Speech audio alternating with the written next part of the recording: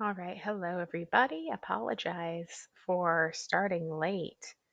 Let's just make sure that everything goes live okay. I think I had the settings correct. Okay, good. All right, we are live.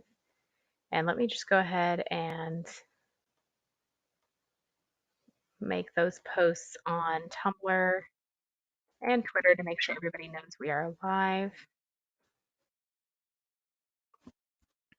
And I'm going to turn my volume down now that I know the audio is working so that I'm not hearing myself because that's annoying. So we're gonna do a short one today. It's already, goodness gracious, I feel like the time's gonna go super fast on this. Um, but because I do have to get going at 1 o'clock. So normally I'm kind of going to 1:30 or even almost 2 o'clock. But I do have to get going at 1 o'clock Central Time here. So we're just gonna do a couple of quick things. Like I said in the description and in the title, we're gonna talk a little bit about fertility health, which is important. And because I even I talk about it a lot, and I talk about, um, I talk about fertility awareness and stuff like that. But I feel like every once in a while, I've got people who have been on my blog for a long time, or who have been following me for a long time, and I still am correcting misconceptions or people just not knowing where to find resources. So I want to make sure everybody knows. I did a live stream maybe a month or two ago that was talking about fertility health. And well, specifically, I spent more effort on, in this case, on what was it? I spent more time on why I don't like birth control and why birth control is not a good thing, or hormonal birth control specifically, even if you're trying to prevent pregnancy, which, some would argue that you know, I'm not going to go quite into the contraceptive mindset kind of stuff this time. I'm just going to talk about, okay, you're looking for a more natural way to take care of your fertility, to take care of your reproductive health, a more natural way to prevent pregnancy, whatever the case may be. And well, how do I do that? Where do I go? Where do I look? Classes are expensive, that sort of thing. So, how do I afford this? How do I do this?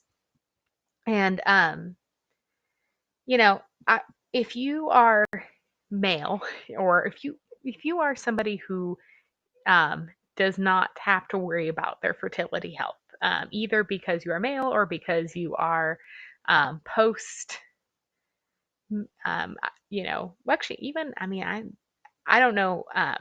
I feel like a lot of these same doctors that and same health providers I'm going to talk about could probably still help with postmenopausal women.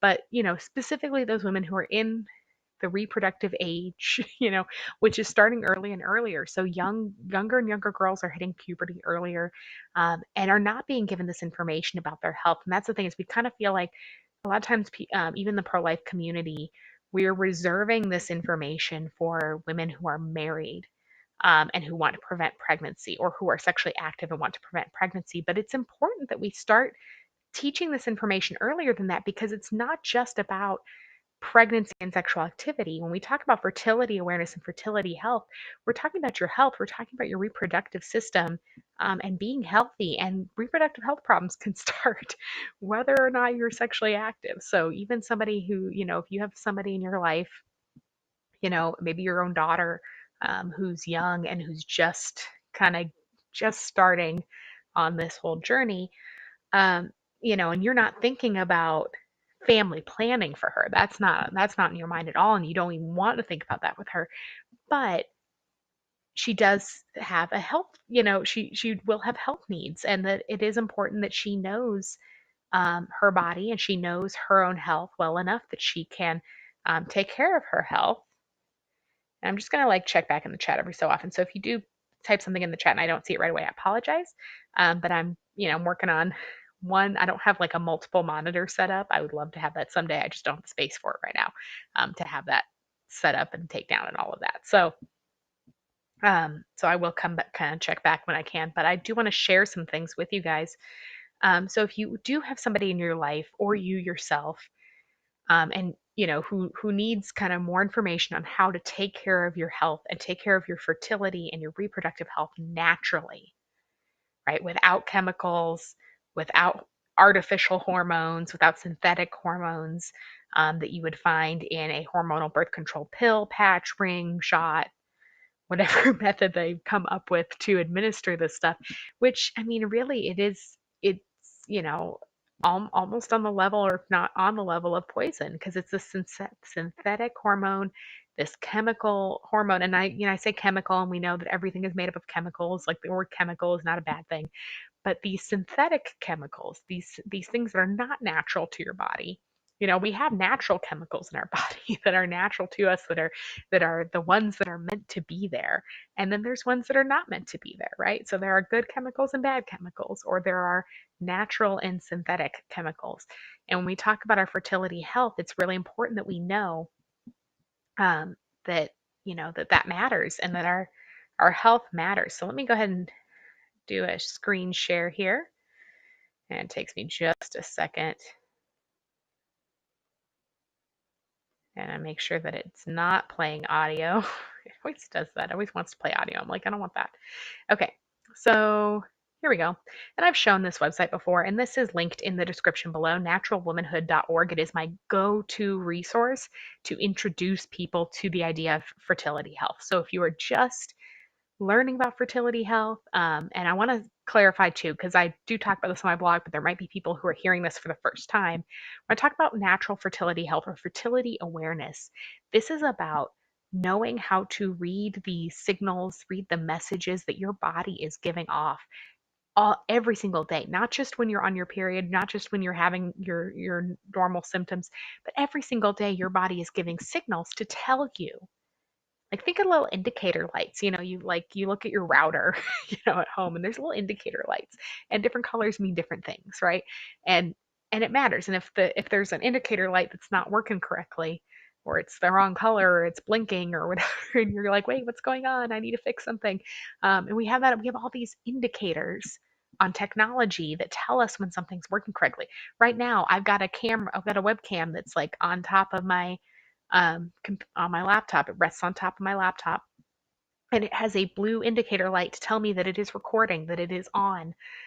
So when these indicator lights are telling us things, we need to know how to read them. We need to know what they mean. And so fertility awareness is knowing the indicators of your own body throughout your cycle, not just during the one particular week, what we always think of, but throughout your cycle. Your body is giving off signals that you can learn to read, and you can find patterns. And fertility awareness is all about patterns.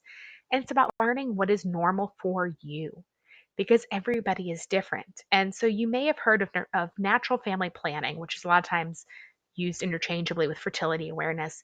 And natural family planning kind of got a bad rap because there's a method called the rhythm method, or the calendar method, and they're kind of similar. Um, both of which were not um, flexible enough to adapt to every individual woman in her own patterns. And so people were using the rhythm or the calendar method, and they were not being as successful. And so it was seen as an outdated, unscientific, uh, inaccurate way of measuring and tracking your own fertility. And unfortunately, a lot of people, when they talk about natural family planning, that's what they're thinking of. And when we look at statistics about natural family planning, if you're not specific about the method of natural family planning, or the method of fertility awareness, you may be seeing statistics from these methods that are not as accurate, that are not as successful. And we want to focus on methods that are flexible and adaptable to the individual woman, to her individual body, to her individual system, to her patterns. And a good fertility awareness method is one that teaches you to read the patterns of your own body and track them, and look for big picture disruptions to those patterns. We can have an off day, off week, whatever, but if it's like, well, wait a second, there's a pattern here. Around this time, I feel this way, and then this is happening, and there's things that you can learn from that, and your body is telling you, your body is sending you messages that can help you. And this is not, and again, a lot of times fertility awareness, natural family planning, we talk about it with preventing pregnancy, and I've talked about it before, as an option for women who don't want to use hormonal birth control. but it's more than that. And so I want to so I'm going to real quick show you some of the natural birth control methods, right? And there's lots of information on the site. And I want to talk about a few of the different methods. And I want to talk about if you have reproductive health issues, if you have PCOS, endometriosis, um, variety of other things. I'll go all into those in a second here. But if you have any of those issues, there is a natural health way to deal with these, and it uses fertility awareness to identify the root causes of the issues that you have. So here's just a few of the methods, and I don't know if let me see if I can zoom in a little bit. There we go. That might be a little easier for y'all to see, and it's also linked in the description below, so please do check this out on your own. Um, but we have and well, quick, I'm just going to check the chat. Nope, okay. I just want to check. I don't want to miss something. In fact, I'm actually going to put this over there so that's easier for me to check without disrupting my screen here.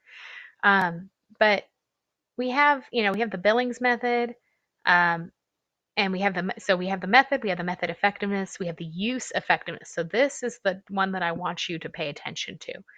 If you're trying to choose a fertility awareness method, I want you to look at use effectiveness, because use effectiveness works under the assumption that nobody is perfect, right?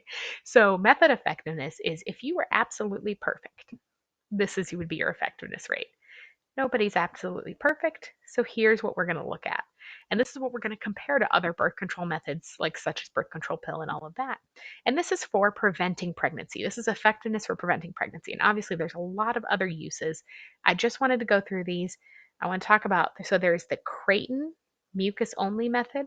So the Creighton method is the one that is most often used for healthcare, for tracking your health. However, I do think that symptothermal method, because it adds additional data points, I do think that is worth doing, because you can get a lot of the same information as Creighton, but you can add additional information through symptothermal. So symptothermal is my favorite. And so what I would suggest is, even if you end up, I'm going to show you where to find health practitioners that do natural fertility health, and they use the Creighton method to do so. That's what they do. But I would recommend that even if you're going with one of those practitioners, talk to them about the symptothermal method and ask if they can use that data, if they could use that extra data from the symptothermal method. I do honestly think it's a superior method as far as getting additional data, and it's also very simple to use. So the symptothermal method is also one of the most effective at preventing pregnancy. So it gives you, because it gives you more data, and that's the whole point of fertility awareness. It's about you being informed about your own health. It's not about using chemicals to suppress your natural fertility, because that's what birth control does. Birth control controls your natural fertility. Fertility awareness gives you information, gives you power over your fertility. It gives you control, it gives you choice. People talk about being pro-choice, and then they talk down fertility awareness. Fertility awareness gives you so much choice. It gives you a choice every day about what you want to do with your fertility. Do you want to try to conceive a baby? Do you want to not try to conceive a baby? You can choose that every single day if you want to. You could go back and forth. You know what? Yeah, let's try it. Not try today. And it gives you that control. It gives you that choice. It gives you that information, that power. It's very empowering. So I really like the symptothermal method. I'm going to go in a second after I talk about some of the healthcare options and resources for people. But I'm going to show you the app that I use. So we talk about the classes, and you can take classes. So there's costs here, and it talks about trainings. And so these are different, training courses that cost money. And the Creighton one is one of the more expensive ones, sadly. Symptothermal, the couple to couple, provides training. What I'm going to tell you, and it's kind of like people might be mad at me for this because you're supposed to always take a class. I'm going to tell you, you don't have to take a class for the symptothermal method, because you can learn it yourself. Information is free. Now, if you want the ongoing support, if you want the one-on-one interaction with a teacher who really knows it well, who's going to explain it to you, you can pay for the training. Absolutely go do that. I'm not saying don't do that. I'm saying you don't have to. If you're somebody who's like, I can't afford that, that's why I love the symptothermal method. It gives you the information, it gives you the awareness and control of your health, and you don't have to pay anything. It's free. It's free. So I'm going to show you that in a second. But first, I want to talk to you about healthcare. And so this is Fertility Care Centers of America, again, linked in the description below. And they talk about the Creighton. They use the Creighton model, but again, like I'm saying, the symptothermal method, you get the same information as the Creighton model plus some. And so, and again, and this is something where too, if you are in a situation where you don't, you are in financial need, but you want to do the Creighton model either because you have health issues or whatever, then I would contact one of the Creighton model classes, that are, again, if you go back here, there's information. I believe this will take us to, it has information about the Creighton model, but there, if you go to learn Creighton model, oh, there it is. This would be how you get to it. And so fertility care centers, so the fertility care center providers do offer those classes on Creighton model. If you reached out to them and said, you know what, I really want to do this, I really want to take charge of my health, but I just do not have the money for this right now, I bet you they would work out a system because they're the kind of people who will do that, right? They cater a lot to women who do have the money to do this or who are spending money on Creighton instead of expensive fertility treatments or other expensive medications and things like that.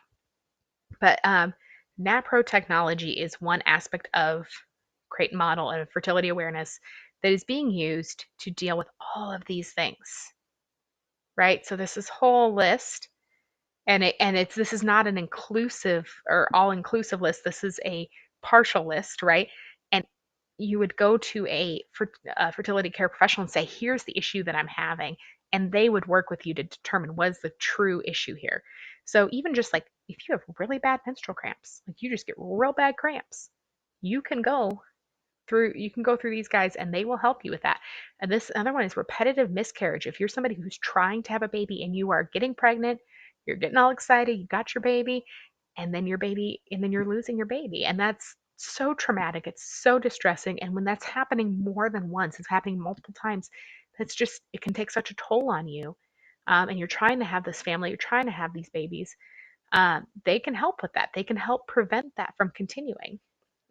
Premenstrual syndrome, so PMS, ovarian cysts, all these things, PCOS, preventing premature birth, right? So if you're somebody like you've had a child or two children and they were premature for whatever reason, they can actually help with that. So all these issues, and more, right? And more, and infertility especially, like that's a big one.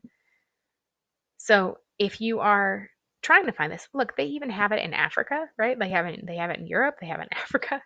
But let's focus in on America. So they're all over the place, right? So you can go here and you can find one near you, contact them. They a lot of times will take different insurance or they'll work out a system if you need care and you can't afford it. They will work something out with you, but it's worth reaching out. It is. But before we go, I don't want to go too long here. Here's Kindara. And so Kindara, and so this is the app that I use, and so this is their website. And let me see if there's some screenshots. Here we go. Kindara Fertility Tracker. Here we go. And it hopefully gives you a couple of screenshots here. Otherwise I might, there we go. So you go in and, there's this whole knowledge base. And this is what I'm saying. You don't need to take a class for symptothermal method of fertility awareness because their knowledge base that is in the app, that is a free app. There's a premium level membership you can get some extra features, but the base level membership gives you access to the knowledge base and you can, for free, learn everything you need to know about how the system works, how to track your fertility, and if you're trying to prevent pregnancy, what to do with that. Now, for the health aspect of it, if you have reproductive health issues, you do need to find a doctor who knows what to do with this information. So you're going to collect this information, you're going to bring it to your doctor, and your doctor's going to tell you, okay, based on this information, I think this and this and this. Now you can do more research on your own and you can try and learn some of the stuff yourself, which I do encourage. But at the basic level, if you've got PCOS or endometriosis or whatever, you're going to track your fertility using an app like Kindara, or a manual paper and pencil tracker. Those exist as well. And then you're going to bring that information to your doctor. But there's all this charting. So you get this calendar view, and that's where you track all the different things. The little hearts are for when you are intimate with your spouse, hopefully your spouse, when you're intimate, and all that sort of thing, to kind of, especially if you are trying to achieve or trying not to achieve pregnancy, it kind of helps you keep track of that. You're tracking your temperature, you're tracking cervical fluid, all of that. And there's additional features again if you want to pay for it, but you don't have to. So there's also a community, and so there's a community on there where you can actually share your chart and ask other people questions like, "Hey, is anybody else seeing this, or has anybody else have had this issue?" And get some community support. And so that's an aspect of it too, right? So there's no chemicals, no drugs, nothing, nothing there that you need to worry about. It's all natural, your health. So I do recommend this. Again, they do have a premium version, and they do sell a thermometer. You will need a basal body temperature thermometer, but you can buy them for like $15. So you're spending like $15 at CVS or wherever, and you're probably even cheaper on Amazon or whatever. You get a basal body temperature thermometer that goes out to 2 decimal places. It needs to go out to 2 decimal places in order to be accurate enough. As long as it goes out to 2 decimal places, you're good, and you can track that. But if you want the fancy thermometer that Kindara sells, which I did end up buying a few years ago, is Bluetooth, which is cool. And so I don't know if they talk about the Wink. I don't know if they talk about that anymore. But yeah, but there's a whole new thing that they have. I'm I'm not doing that. It's a sensor that yeah, um, not doing that. But hey, if you're like, yeah, I want that, and it gives you the real time temperature and all that stuff, you don't need that. So that's just kind of but this is what you need is Kindara. Okay. All right. So I wanted to share those things with you. Before I go, I got like 5 minutes, and then I gotta go. So let me get this here. Open a guest window. I'm gonna close that out, and I'm gonna I just want to do a guest window because I want to make sure that I am the next thing I'm sharing. I want to make sure that it is. Here we go. I just like minimized all my windows. There we go. So I am real quick. So next Saturday is what a site. Why no? So next Saturday is Reformation Day. So I'm a Lutheran, and we celebrate Reformation Day, which is the anniversary of Martin Luther, kind of starting to question his Catholic faith. So it's not like the 95 Theses that he nails to the door of the Wittenberg Church. That's not like our Lutheran faith. So if you're like, oh, you're reading the 95 Theses and this is what Lutherans believe, no, it's not. Like it was the beginning of him questioning what he believed and reorganizing kind of how he thought about theology and how he thought about the Bible. So if you want to know actually what Lutherans believe, you can go to bookofconcord.org. I want to make sure it's Book of Concord. I think it's .org. So bookofconcord.org, and I will share more about that next Saturday. I'm going to do a live stream that's specifically about the Reformation Day and all of that. So I'm going to kind of share more of that information next Saturday. special Reformation Day live stream. But my point is that Reformation Day is the anniversary of the Lutheran Church. It's the birthday of the Lutheran Church. We consider it. Um, and so I'm going to share some of that stuff, but also because it happens to fall on a Saturday, this is just, I know some of y'all are Catholic and you don't find this as cool as I find it, or you're not Lutheran and you don't find this as cool as I find it. But Reformation Day is this coming Saturday. And because it's a Saturday, it means I'm going to be out like I do every Saturday. I'm going to be out on the sidewalk outside the abortion facility praying for women and children who are in there, and also doing sidewalk advocacy, reaching out and offering information. When I'm out on the sidewalk, I pray, and I pray the litany, which Catholics have a similar version of the litany. The one that I pray, it's Luther's version of the litany. Um, has a lot of similarities. If you're Catholic and you've prayed it before, you might recognize it, or at least recognize aspects of it. But I'm going to show you this. And so I've got this Google form. This Google form is linked in the description below. So if you click this Google form, then there's a link to this Google Doc. And so the litany, and I don't need that little thing. So the litany, here's the whole prayer that I pray when I'm out on the sidewalk. And and it covers just about everything. It covers a lot of things. It's a very general prayer that covers a lot of different circumstances, situations, and it is especially prayed by Christians in times of distress. Historically, the Christian church has prayed this prayer or a similar version of it in times of distress, in times of plague, in times of unrest, times like these, right? Times like these. These are not unprecedented times. These are not unprecedented times. There have been times like these. And the Christian church has prayed this prayer or a similar prayer in those times. And so my church has been praying it every Sunday since March, since the whole COVID thing kicked off. We've been praying it every Sunday.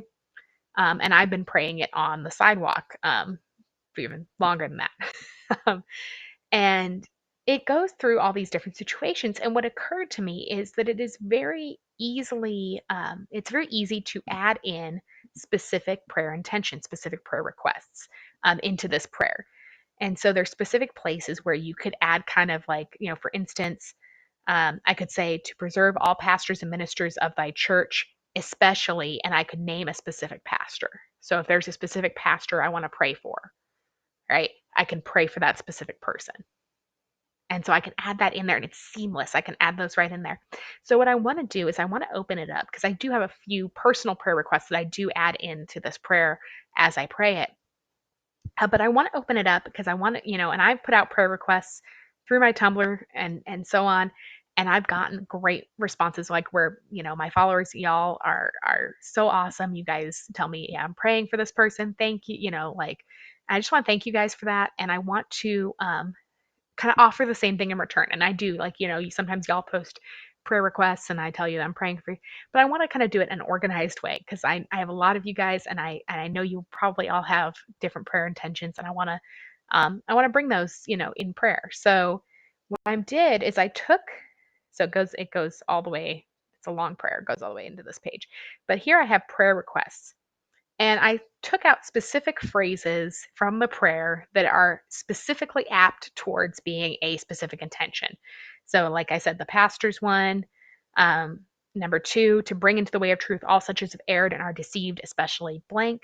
And that could be somebody who is, has been separated from their faith. They've been, they maybe grew up in the church and have walked away from the church, somebody who you're hoping will come back, um, to raise up them that fall and strengthen such as do stand. That could be anybody who's just having a hard time, right? Give all nations peace and concord, especially blank. If there's a country that you're seeing in the news, it's like really having a hard time, I can pray for, I'll put them in there. To direct or defend our president and all in authority, especially blank. If there's a politician or a leader in your community or your state who you want me to pray for, whether because you want them to have strength because they're doing a good job, or you want to pray for them to be strengthened to do the right thing if they're not currently. All who are in danger, necessity, tribulation, all who are traveling. If you're going to be traveling soon, you can put your own name. You can put somebody else's name who's going to be traveling. Preserve all women in perils of childbirth. If there's somebody who's pregnant, who's expecting. I can pray for them. I have a couple of moms that I already put in for this one, but I can add more names, definitely. To strengthen, keep all sick persons and young children. So that's a very broad category as well. Set free all who are innocently imprisoned. If you know somebody, and I know I have some friends who are in the kind of prison reform and justice reform movements, if you know somebody specific who is currently in prison, who should not be there, like a specific name of somebody, please give me that name, and I can pray for them. To defend and provide for all fatherless children and widows. So somebody who lost a husband, somebody who lost their father, I can pray for them. Um, and then forgive our enemies, persecutors, slanderers, and to turn their hearts. So that can be somebody who you're so angry at, who's and somebody who maybe who's persecuting the church, somebody in a position of authority or position of influence, who's harming the church or harming believers. And we want to turn their hearts. We want to pray for their conversion. So you can put those names in as well. So all of these are on there, and I don't think I did all of them, but they're all kind of in here. Weak-hearted and distressed. So just somebody who's having a really tough time. Anybody like that. So I have them numbered 1 through 13. So over here on the Google form, you can do 1 through 13, and then you can put your prayer request in and you can hit submit, and then it should let you submit another form. So it should let you submit multiple forms. So what I'm asking you to do is essentially for each one, each time you want to do one, if you have multiple names, if you have multiple anything, um, multiple prayer requests, just do separate forms, because then on the spreadsheet it'll have separate lines, and then I have them all in one place. So just do a separate form for each one and go ahead and put those in there. And I'm gonna this coming Friday, the 30th, I will print it out. I will type them I'll add them into the prayer, print it out, and take it with me to the sidewalk, and I will pray for all those people. So I wanted to offer that. And it's 1:03. Oh my goodness, okay, I'm running late. So thank you so much, everybody, um, for either watching live or tuning in later. Do make sure that you fill out that form so that I can pray for those intentions, for you, pray for your family members or friends or whoever it is that you want me to pray for. And then I will see you guys next Saturday for a special live show about the Reformation. So I'm going to kind of dispel some myths about Lutheranism and about the Reformation. So if you're somebody who doesn't know much about Lutheranism and you've always been curious or you don't understand it, or if you believe some of the myths, like if you think you know about Lutheranism and you don't quite, like, it's a great time to tune in, especially to my Catholic friends. I'd love to share with you some things, because I talk to people all the time about Lutheranism, who, they think they know some of it, and then they're like, whoa, I didn't know that. I didn't know that. So I just want to invite you to join me for that next Saturday at 12:30 p.m. Central Time. We will talk about the Reformation, and we'll talk about the history of the Reformation and Martin Luther and the other reformers and where all that came from and what makes Lutherans different from other denominations. So we'll talk about that next time. And thank you so much for tuning in. And I will thank you for joining me. And, you know, I appreciate it. So I will see y'all next week.